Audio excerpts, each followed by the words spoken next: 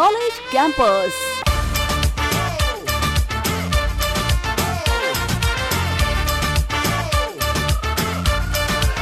College campus.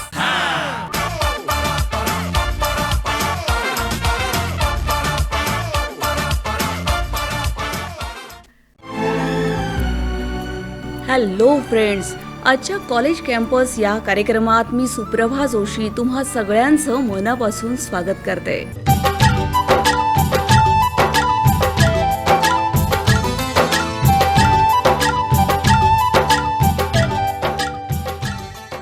आणि जसं की मागच्या 2-3 भागांमध्ये आपण विविध शाखांमधलं शिक्षण, करिअरच्या दिशा, करिअरच्या संधी या सगळ्यांविषयी जाणून घेत आहोत. आणि आजच्या या भागामध्ये त्याच अनुषंगाने स्वातंत्र्यवीर सावरकर महाविद्यालय बीडचे प्राचार्य प्रोफेसर सुहास रंगनाथराव मोराळे सर आज आपल्या भेटीला आलेले आहेत. अत्यंत विद्यार्थीप्रिय असं त्यांचं व्यक्तिमत्व, प्राध्यापक म्हणून गेली 27 वर्ष त्यांचा अनुभव आहे आणि गेल्या 5 वर्षांपासून ते प्राचार्य या पदावर कार्यरत आहेत. डॉक्टर बाबासाहेब आंबेडकर मराठवाडा विद्यापीठ छत्रपती संभाजीनगर इथं विद्यार्थी कल्याण मंडळाचे संचालक म्हणूनही त्यांनी 2 वर्ष काम पाहिलेलं आहे. केंद्रीय युवक महोत्सव सरांच्या मार्गदर्शनाखाली संपन्न झाले आहेत. तर असं एक भरपूर अनुभव संपन्न असं व्यक्तिमत्व आज आपल्या कॉलेज कॅम्पस या कार्यक्रमात आपल्या भेटीला आलेले आहेत.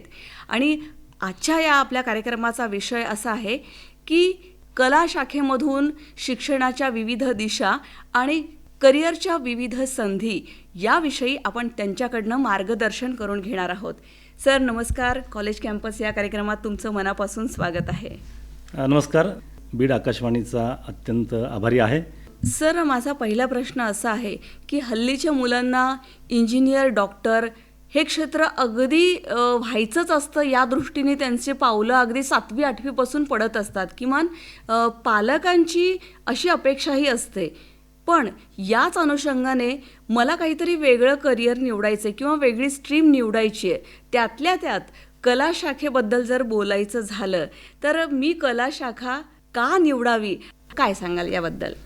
निश्चितच खूप चांगला प्रश्न आहे. आपण सर्वत्रच त्या ठिकाणी पाहतो की सायन्स स्ट्रीममधील विषयांची निवड, जसं आत्ता आपण इंजिनिअरिंग आणि नीटच्या थ्रू MBBS वैद्यकीय क्षेत्र याकडे जो कल आहे तो जरूर आहे. परंतु अनेक पालक आणि विद्यार्थी कलाक्षेत्राच्यासाठी सुद्धा ते अतिशय जागरूक असतात. आणि मी आपल्यामार्फत खऱ्या अर्थानं सांगू इच्छितो की तरुणाईनं कला क्षेत्रामध्ये करिअरच्या खूप मोठ्या संधी आपल्याकडे आहेत. मग त्या नोकरीच्या माध्यमातून असतील, सरकारी नोकरीच्या माध्यमातून असतील, खाजगी क्षेत्रातील असतील किंवा रोजगाराच्या या संपूर्ण संधी आपल्याला उपलब्ध होतात. आणि 11वीपासूनच आपण त्या ठिकाणी कला शाखेकडे वळू शकतो. 12वी उत्तीर्ण झाल्यानंतर आपण इतर बॅचलर ऑफ आर्ट्स जसं त्या ठिकाणी आपण म्हणतो, तर यामध्ये आपण प्रवेश घेऊन इतर पारंपरिक जे काही आपले सर्व विषय आहेत त्या विषयाच्या सोबत आपल्याला लँग्वेजेस, भाषाविषयी जे आहेत त्याची मोठी संधी आपल्याला उपलब्ध आहे. आणि मराठी, हिंदी, संस्कृत, पाली, उर्दू अशा अन्य भाषांच्या सोबतच आपल्याला जे पारंपरिक विषय आहेत जसे इतिहास, समाजशास्त्र, राज्यशास्त्र, लोकप्रशासन या व्यतिरिक्त आपण खऱ्या अर्थानं भूगोल असेल, मानसशास्त्र असेल, त्याचबरोबर music, drama, military science, philosophy अशा विषयांच्यामध्ये सुद्धा आपण विशेष अशा प्रकारची रुची घेऊन विद्यार्थी त्यामध्ये आपलं करिअर करू शकतात. नक्कीच. खरं तर हे खूप व्हास्ट किंवा मोठं असं संधी देणारं क्षेत्र म्हणता येईल आपल्याला. यामध्ये 11वी-12वीचे विषय आणि आपण डिग्रीला घेणारे विषय यांचा समन्वय याबद्दल काय सांगता येईल? निश्चित येतो तो, परंतु आणखी जास्त स्वातंत्र्य आपल्याला डिग्री कोर्समध्ये आहे. 11वी आणि 12वी पास झाल्यानंतर सुद्धा आपण ज्या महाविद्यालयामध्ये प्रवेश घेणार आहात तर अशा महाविद्यालयामध्ये एक बास्केट त्या ठिकाणी वेगवेगळ्या असतात विषयांच्या, तर त्या आपण त्या ठिकाणी निवडू शकता. जसं की पूर्वी आपण पाहता की TYला आल्यानंतर ज्या विषयामध्ये त्याला पोस्ट ग्रॅज्युएशन करायचं आहे असा विषय आपण मेन म्हणून त्या ठिकाणी घ्यायची संधी होती. परंतु आता आपल्याकडे 1986 नंतर तब्बल 35 वर्षानंतर आपण सर्वदूरपर्यंत त्या ठिकाणी तो विषय गेलेला आहे. तो म्हणजे NEP, अर्थातच नॅशनल एज्युकेशन पॉलिसी. राष्ट्रीय शैक्षणिक धोरण आणि मग या राष्ट्रीय शैक्षणिक धोरणाच्या अनुषंगानं विद्यार्थ्याला आपण विचारलेल्या प्रश्नाच्या बाबतीमध्ये खूप मोठं स्वातंत्र्य आणि त्या पद्धतीची त्या ठिकाणी रचना दिलेली आहे. आणि त्यामुळं या विविध बास्केटचा जो विषय आहे तर तो त्या ठिकाणी विद्यार्थी आपल्या आवडीनं चूज करू शकतात, निवड करू शकतात, त्यामध्ये आपलं करिअर करू शकतात. याचबरोबर या कलाशाखेच्या अभ्यासासोबतच त्याला इतर विद्याशाखेतील सुद्धा विषय या आपल्या राष्ट्रीय शैक्षणिक धोरणामध्ये ती मुभा दिलेली आहे, ती स्वातंत्र्य दिलेलं आहे. म्हणजे कला शाखेचा विद्यार्थी त्याला वाटलं की मला फिजिक्समधील एक विषय घ्यायचा आहे, केमिस्ट्रीमधील एक विषय घ्यायचा आहे, वाणिज्य शाखेतील त्या ठिकाणी एखाद्या विषयाचा मला अभ्यास करायचा आहे, तर ती संधी आता यावेळेस या राष्ट्रीय शैक्षणिक धोरणात दिली आहे.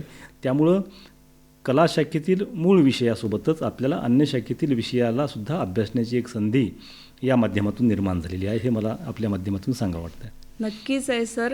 म्हणजे आता तुम्ही सांगितल्याप्रमाणे आता कुठेतरी ज्या आपल्या पारंपरिक 3 शाखा असायच्या, कला शाखा आहे, वाणिज्य शाखा आहे आणि विज्ञान शाखा, हे जे 3 स्ट्रीम्स होत्या त्या कुठेतरी आता पुसट होऊन त्या कुठेतरी आता एकत्र येऊन एक वेगळी स्ट्रीम तयार होण्याचा नवीन प्रवास सुरू झाला असं वाटतंय. अगदीच वाटतंय ते. आणि यासोबतच दुसरं सुद्धा याचं एक वैशिष्ट्य आपल्याला आहे की या कला शाखेतील आणि अन्य विद्याशाखेतील विषयांच्या सोबत कौशल्यावर आधारित असणारे कोर्सेस, स्किल बेस असणारे कोर्सेस, हे सुद्धा आपल्याला या डिग्री कोर्सच्या माध्यमातून विद्यार्थ्यांना शिकता येतात. आणि त्यामुळं आपलं हे डिग्री कोर्स सुरू असताना त्या विद्यार्थ्याकडे कुठल्या तरी एखाद्या विषयामध्ये कुशलता त्या ठिकाणी असावी, स्किल असावी, जेणेकरून तो पुढे भविष्यामध्ये रोजगाराच्यासाठी असेल किंवा दैनंदिन त्या ठिकाणी कामकाजासाठी असेल, तो त्यामध्ये ते शिक्षण घेऊ शकतो. बरोबर. त्या जोडीला खऱ्या अर्थानं आपल्या सगळ्यांना तो प्रचंड अभिमान वाटला पाहिजे आणि आहे पण,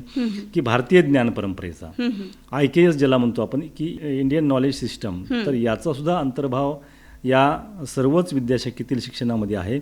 कला शाखेमध्ये सुद्धा तो त्या ठिकाणी भरीव प्रमाणावर आहे. आणि त्यामुळं आपल्या सर्वांना भारतीय ज्ञान परंपरेचं ज्ञान हे या JNG तरुणाईला देण्यासाठी राष्ट्रीय स्तरापासून ते विद्यापीठांच्या संपूर्ण सिलेबस क्षेत्रामध्ये काम करणारी आमची जी विद्वत मंडळी आहे त्यांनी ते पूर्ण केलेलं आहे. आणि ही एक चांगली संधी मला वाटतं की या निमित्ताने निर्माण झालेली आहे. अगदीच आहे, अगदीच आहे. ही खूप महत्त्वपूर्ण माहिती. कारण आपल्याकडे आपण एखाद्या स्ट्रीमकडे किंवा एखाद्या शाखेकडे बघण्याचा आपला जो दृष्टिकोन आहे तो यावर्षीपासून मोडीत निघणार आहे. आणि याच्यासाठी अर्थातच फक्त आपल्याला आपण म्हणतो ना, आपला कल कुठल्या विषयासाठी आहे त्याचं जर तुम्ही परफेक्ट नॉलेज किंवा स्वतःला जाणून घेतलं तर हे विषय निवडण्यासाठी सुद्धा आपल्याला खूप मदत होऊन जाईल. कला शाखेविषयी जर बोलायचं असेल तर कला शाखेचा विषय जे वेगवेगळे असतात तर त्यांचं महत्त्व काय सांगता येईल आपल्याला? खरोखरच आपल्याला कला शाखेतील सर्वच विषय जे आहेत तर ते इतके आपल्याशी संबंधित आहेत.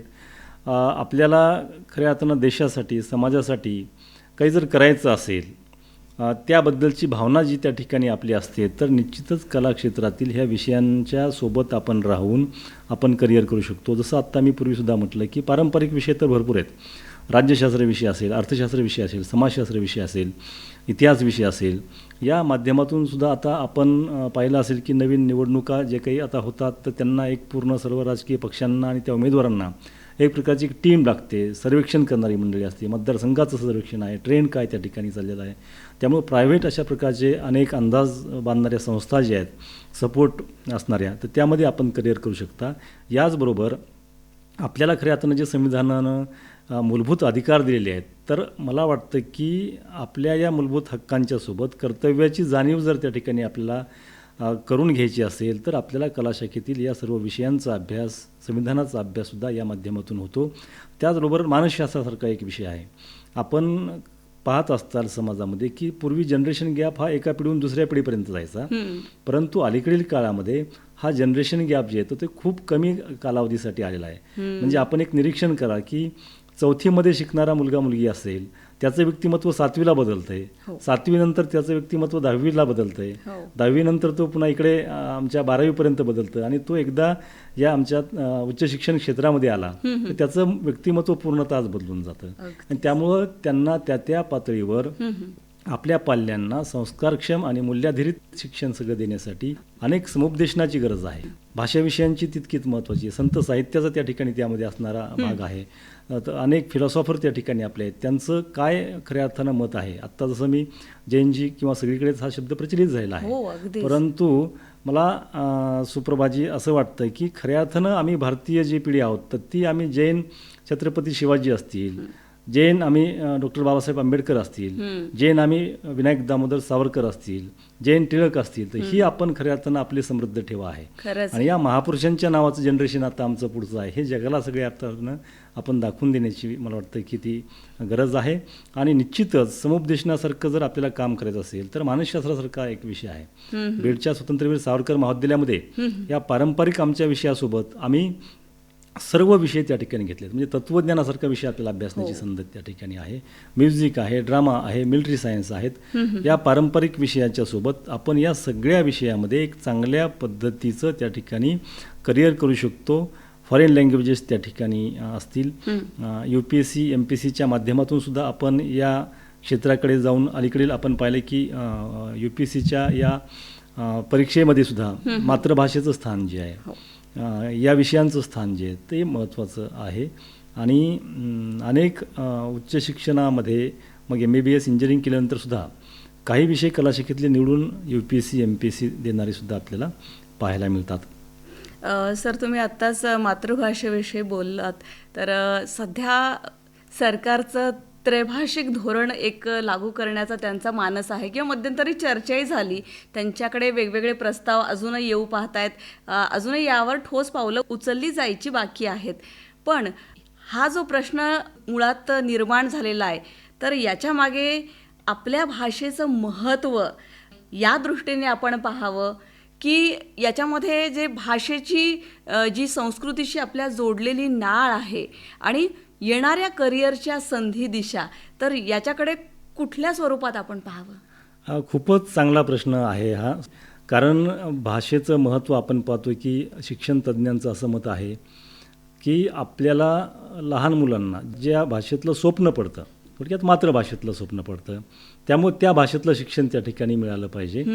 आणि पुढे चालून जर आपण पाहिलं किंवा आत्ता सद्यस्थितीला जर आपण पाहिलं तर बहुभाषिक असणं, सर्वच भाषांचा आपण आदर त्या ठिकाणी जरूर राखला पाहिजे. परंतु या मातृभाषेला आपल्या भारतीय भाषांचं स्थान हे अत्यंत अनन्यसाधारण आहे. जगामध्ये अनेक देश आपण पाहतोय की चायना आहे, जपान आहे, अन्य अशा देशांनी आपल्या मातृभाषेतूनच प्रगती त्या ठिकाणी केलेली आपल्याला दिसून येते. आणि भाषेच्या माध्यमातून दुसरं आणखी एक करिअर आहे ते म्हणजे दुभाषिक. आपण पाहत असताल की भाषांतरकार असतील, तर हे सुद्धा आता मोठ्या प्रमाणावर अशा इंडस्ट्रीला असेल किंवा सिस्टीमला असेल हे लागतात. त्यामुळे तिथेही आपल्याला मोठी संधी आहे. आणि आपल्याच भाषा नव्हे तर फॉरेन लँग्वेजेससुद्धा आता अलीकडील काळात आपण पाहत असतात की अगदी आमची जिल्हा परिषदच्या शाळेतील अनेक मुलं जे आहेत तर ते तंत्रज्ञानाच्या उपयोगातून विविध भाषा, परकीय भाषा ज्या आहेत तर त्याचं शिक्षण घेताना आपल्याला पाहायला मिळतात. ज्या एखादं ग्रामीण भागातलं वस्ती तांड्यावरचं गाव आहे आणि तेथील मुलं तंत्रज्ञानाच्या माध्यमातून फॉरेन लँग्वेजेस जे आहेत तर ते शिक्षण घेतात. आपण दुलिंगो नावाचा ॲप माहीत असेल की त्या माध्यमातून सुद्धा आपल्याला घरी बसल्यानंतर फ्रेंच, जर्मन अशा विविध जे काही देशांच्या आपल्याला वाटतंय त्या भाषेचं आपण शिक्षण यासोबतच घेऊ शकतो. किंवा प्रत्यक्ष पण तशा प्रकारची सुविधा या कला शाखेच्या माध्यमातून निर्माण झालेली आहे, उपलब्ध आहे. आणि त्यामध्ये सुद्धा करिअरची एक चांगली संधी निर्माण होते असं या प्रसंगी सांगता येईल. नक्कीच आहे. जशी मातृभाषा आपल्या राज्याची ओळख, आपण राहतो त्या ठिकाणची ती एक मातीचा सुगंध त्याच्यात दरवळतो, तसं राष्ट्रभाषा ही आपल्याला जगाच्या पातळीवर ओळख करून देणारी आपली भाषा आहे.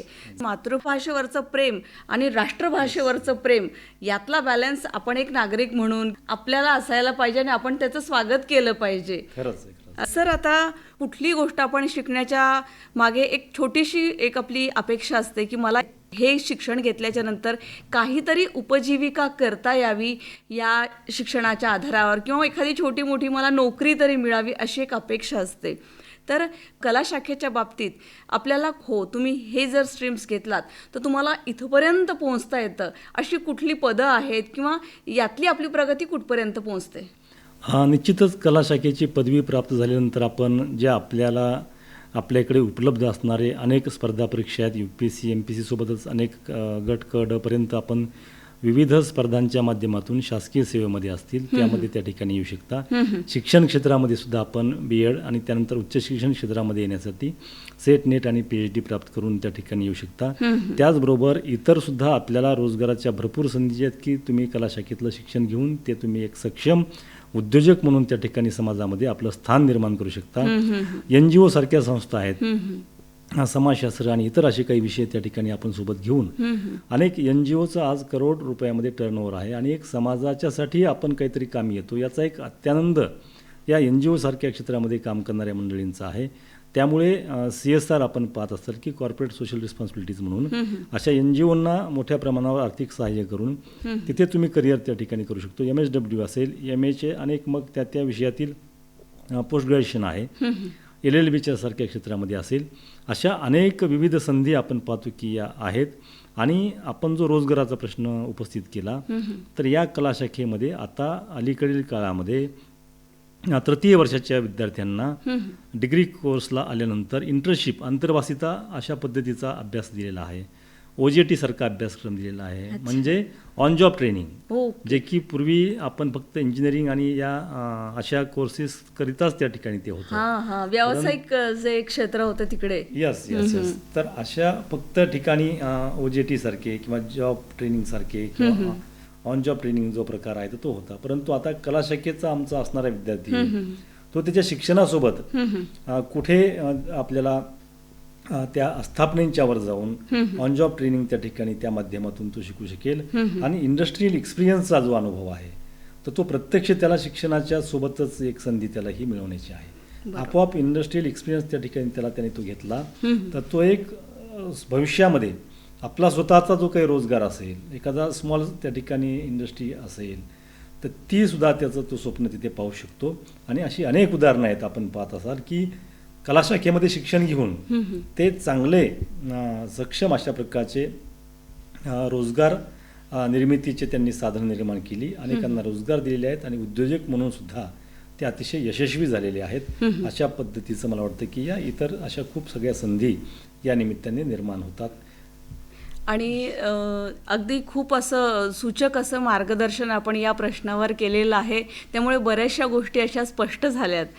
सर, मला अजून एक असं विचारायचं की बऱ्याच जणांचं असं असतं की मला पुढे IAS अधिकारी व्हायचं आहे, IRS अधिकारी व्हायचं आहे किंवा स्पर्धा परीक्षा द्यायचं आहे, MPSC करायचं आहे, UPSC करायचं आहे, तरच मी कला शाखेकडे वळलं पाहिजे किंवा त्याचा खरंच एक्स्ट्राचा काही असा इफेक्ट प्रभाव आहे का, हे पण आपल्याला थोडंसं स्पष्ट करून सांगितलं तर विद्यार्थ्यांमध्ये नक्की म्हणजे यातली खोली कळेल. काय सांगता येईल? खरोखरच आहे की स्पर्धा परीक्षा हा खूप कष्टाचा विषय आहे. मग ती विद्याशाखा कोणतीही असेल तर विद्यार्थ्यानं आपल्या ग्रॅज्युएशनच्या कोर्समध्ये आल्यानंतर त्याला ती रुची पाहिजे आणि अतिशय कठोर साधना, मेहनत, परिश्रम लागेल. त्याचसोबत त्या ठिकाणी तुम्हाला स्किलची जोड त्या ठिकाणी त्याला द्यावी लागेल आणि यातूनच आपण आपले स्वप्न जे आहेत ते साकार करू शकताल.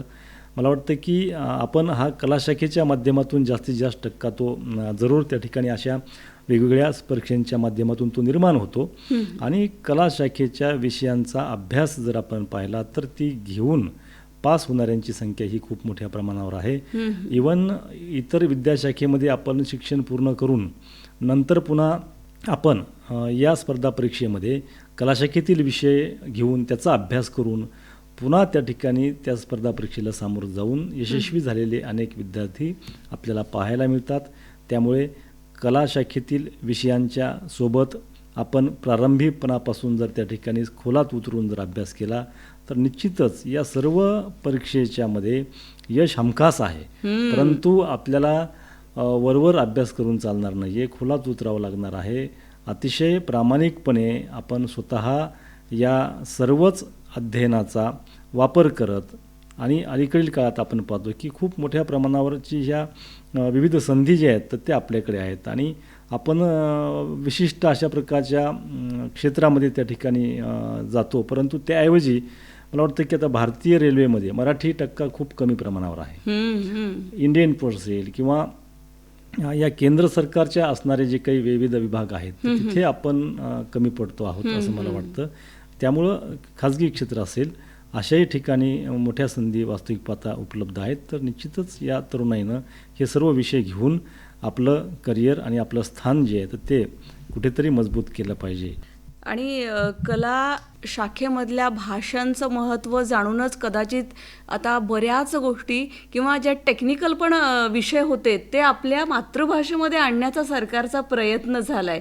त्याच्याबद्दल काय सांगाल?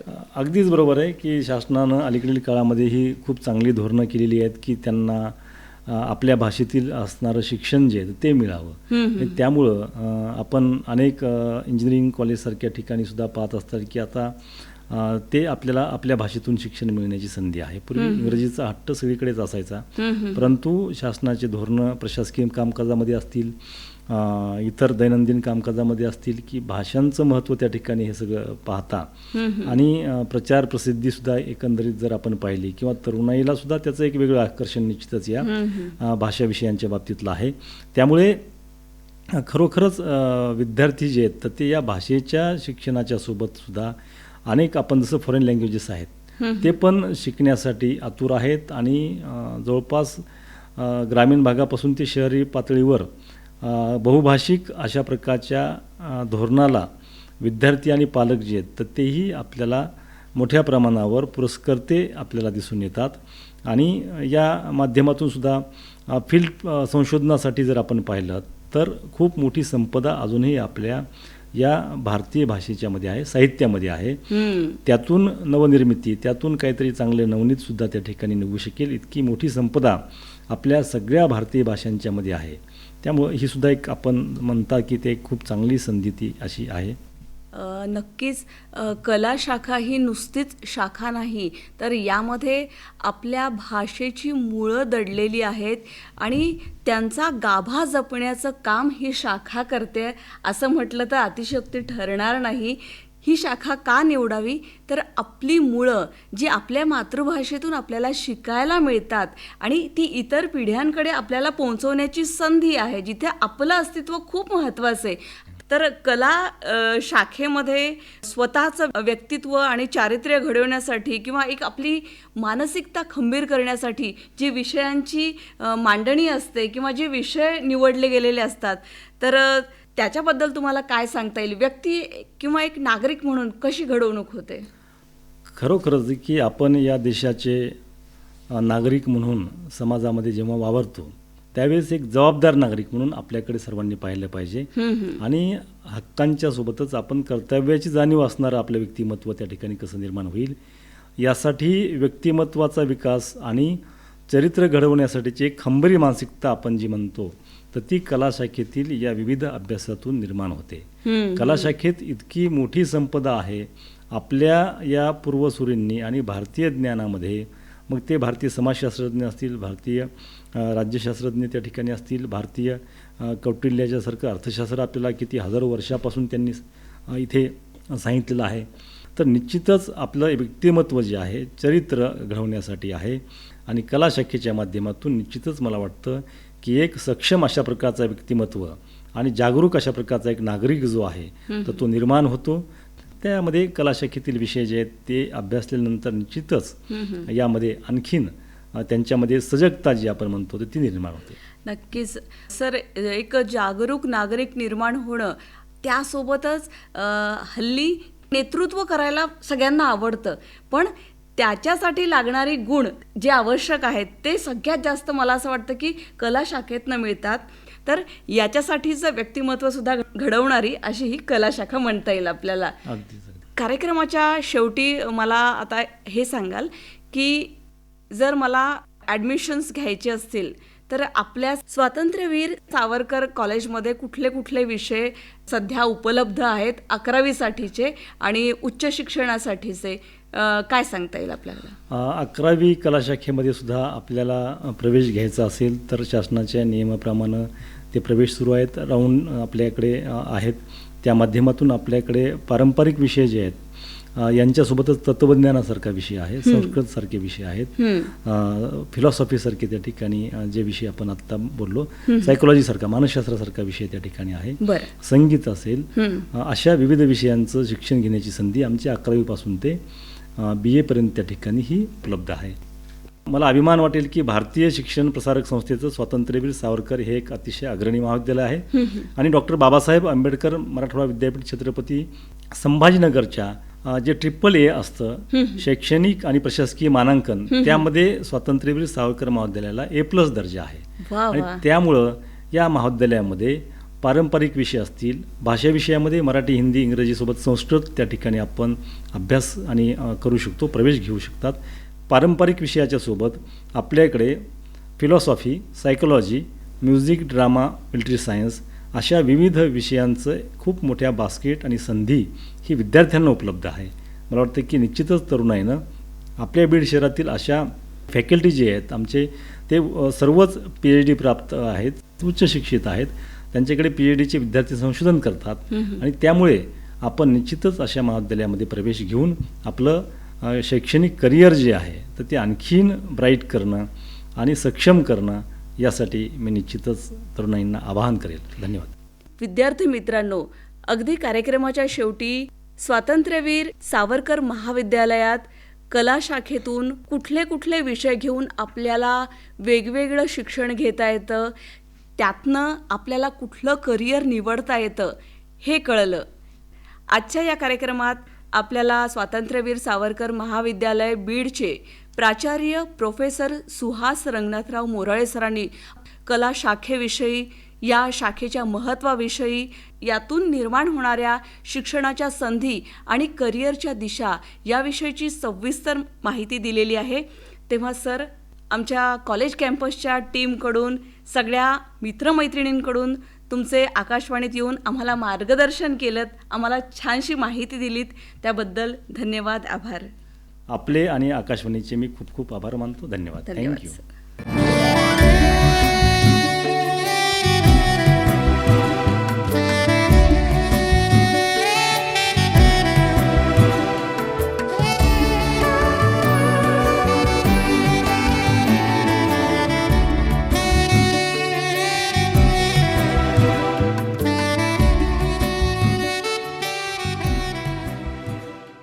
तेव्हा मित्रमैत्रिणींनो, आजच्या कॉलेज कॅम्पस या कार्यक्रमात आता इथेच थांबूया. मी सुप्रभा जोशी तुम्हा सगळ्यांचा निरोप घेते. पुन्हा भेटूया. बाय. College campus.